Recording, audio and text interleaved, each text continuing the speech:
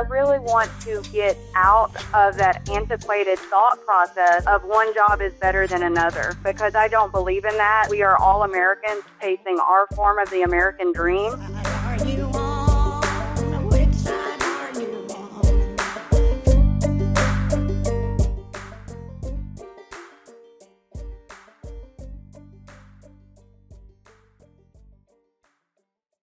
.270 area code. What's your name? Where are you calling from? My name's Randy Whalen. I'm with local UAW 3047 out of Elizabethtown, Kentucky. I'm here with Becky Staley, who is also out of UAW 3047. I'm the recording secretary. She is a trustee and the women's committee chair and president of the Kentucky Tennessee UAW Women's Committee. Incredible, Randy, Becky. Yeah, thanks for calling in. Good morning. Good morning. Thanks for calling in. I appreciate y'all doing that. We were talking, Randy, you and I. You had sent me a post about how the UAW had gone out and supported the Starbucks practice picket, and so I asked if you had time to call in. I'd love to hear about it. And Becky, really glad you were able to join as well. Could you talk to us a little bit about why is that something that y'all wanted to support as the UAW? So for us, something that they teach within the UAW is that it's not just about us. We have to stand up for all workers. And so we realize that there's a lot of different unions in our area. And Starbucks, it's a lot smaller than us. They have a lot fewer employees. Obviously, as a barista, they have a lot less than factory workers do.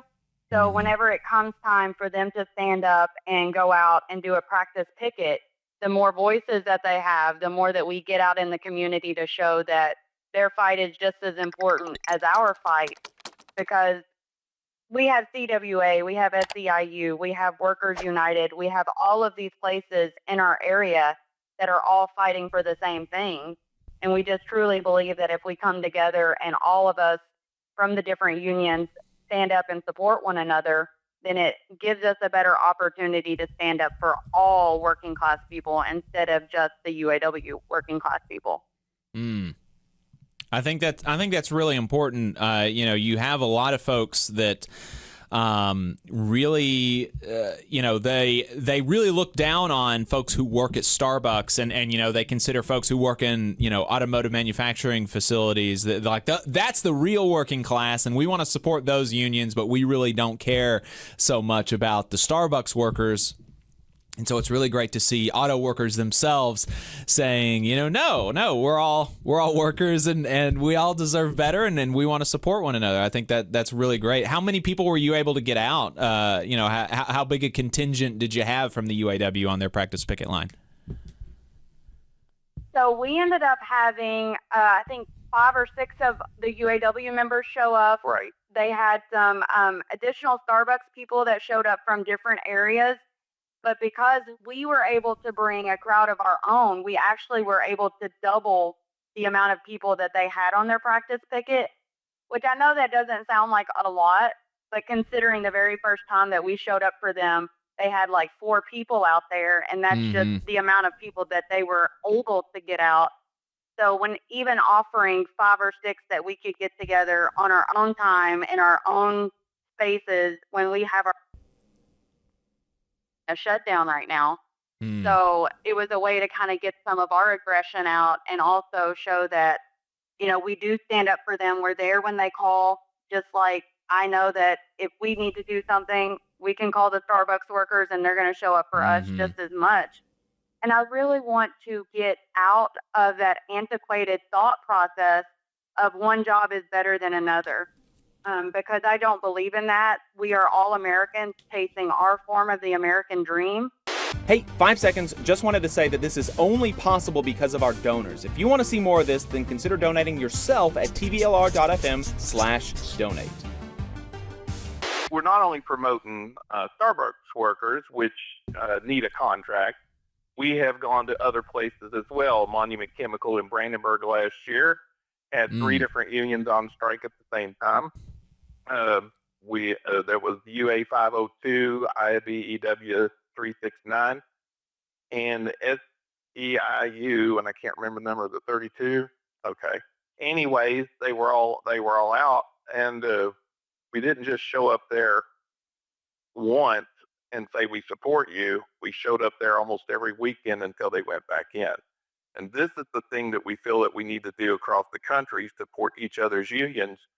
To do that, to build our strength. Absolutely.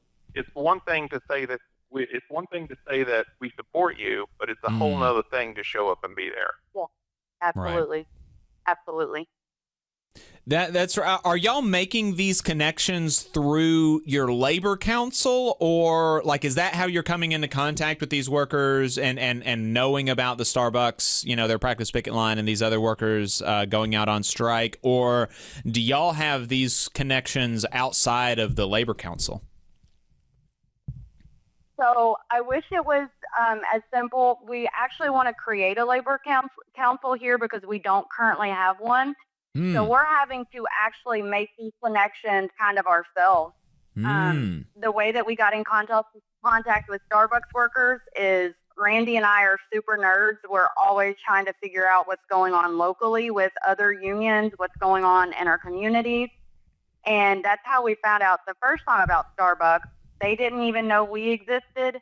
So we really want to we've been trying to make these contacts ourselves with other local unions to try to form a labor coalition in our area. Right. It was completely by accident that the first time, this is the second picket we've done with Starbucks here in Elizabethtown. The first one was totally by accident. They happened to post a Facebook post saying they were going to do a practice picket, and I called Becky and said, "You want to let's go?" So we did, and it's just, and we do that. We've been to when 862 up in Louisville, the Kentucky truck plant was on strike. We were there. They're Monument Chemicals. We went up to GE Aerospace in Erlanger, Kentucky, right next to the Cincinnati Airport, which is in Kentucky, by the way. Right. And we stood on the picket line with them. If we found anybody local or within a certain distance from us, we want to support them so that they support us when we're having trouble too.